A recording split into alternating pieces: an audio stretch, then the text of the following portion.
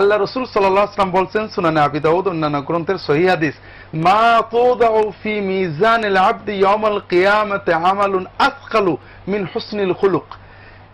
কিয়ামতের দিন বান্দার আমলনামায় সবচেয়ে ভারী যে আমল, নেকি আমল রাখা হবে, সেটা হলো মানুষের সুন্দর আচরণ। অর্থাৎ সুন্দর কথা বলেন, আপনার আচরণে লোকে কষ্ট পায় না, মানুষের মনটা শান্তি হয়, এই আচরণটার সওয়াব এত বেশি। ইন্নাল ইনসানা লা ইন্নাল মারআ লা ইউদরিকু দারাজাতাস সাইমি ওয়াল কাইমি বিহুসনি খুলুকিহি।